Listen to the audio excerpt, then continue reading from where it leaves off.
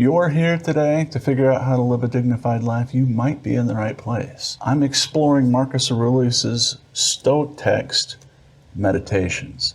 And today I'm beginning with Book 2, Section 1.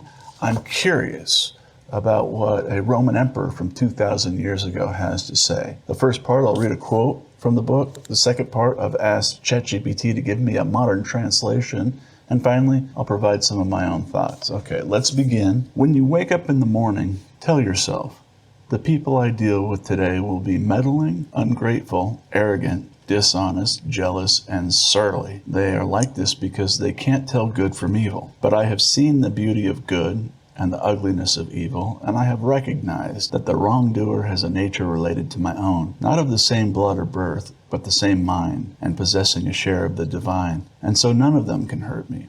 No one can implicate me in ugliness, nor can I feel angry at my relative or hate him. We were born to work together like feet, hands, and eyes, like the two rows of teeth, upper and lower. To obstruct each other is unnatural. To feel anger at someone, to turn your back on him, these are obstructions. All right, I've asked ChatGPT to give me a modern translation of this. Each morning, Marcus finds himself to expect difficult people. People who might be rude, selfish, dishonest, or petty. Not because he's pessimistic, but because he wants to stay grounded. These people act that way because they don't understand what truly matters in life. They're caught up in ignorance, not evil. That reminder helps him stay patient instead of reactive. But he also reminds himself of something deeper. Even the people who behave badly are still human, just like him. They share the same inner spark, the same ability to reason, the same place in the human family. Because of that, their behavior can't truly harm him unless he lets it.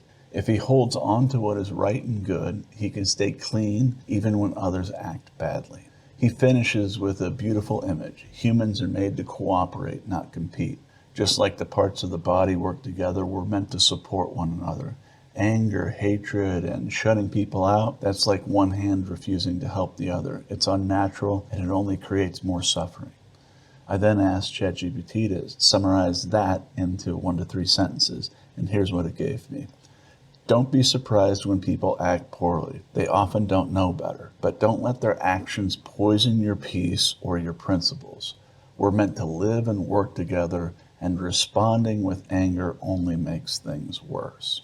Now, part 3, my thoughts. First of all, when Marcus talks about rolling out of bed, kind of expecting that you're going to run into assholes, I don't think that's the greatest way to roll out of bed. The biggest obstacle when I roll out of bed in the day isn't other people, it's me. When I meditate in the morning, I ask for guidance for how to be a better friend to myself, to be kinder, be more courteous, be more supportive, be more loving, be more forgiving. The person has to be able to do those things for themselves before they're going to be real good about extending that to other people. You want to ultimately be able to travel this world and be able to give grace and friendship and guidance and forgiveness and courteousness and friendship and love to others. But how can you do that if the well is poisoned? So begin with yourself. My second point would be Marcus says people have the same capacity for reason.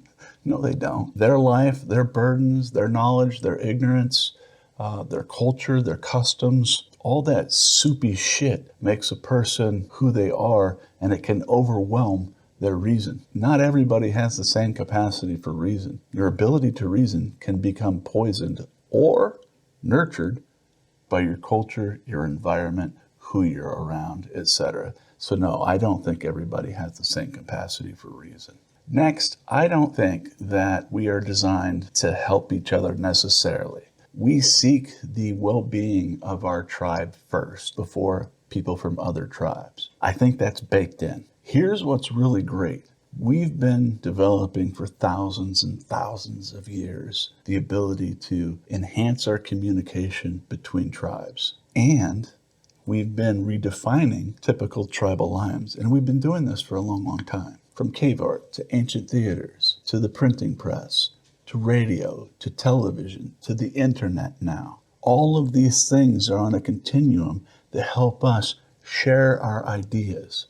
And as we share our ideas, we start to build tribes of thoughts, religion, politics, philosophy. And we're moving more and more in a continuum over thousands of years away from building tribes that are based on physicality and location. For tens and tens and tens of thousands of years, you've got to be able to look at somebody and say, does that person belong to my tribe? Or is this somebody from some other tribe that I need to be cautious about? Even though that ancient tribalism is incredibly powerful deep down within us, we are more likely now than ever before to base tribes off thought and not physical characteristics. It's a gigantic leap, folks. It's huge.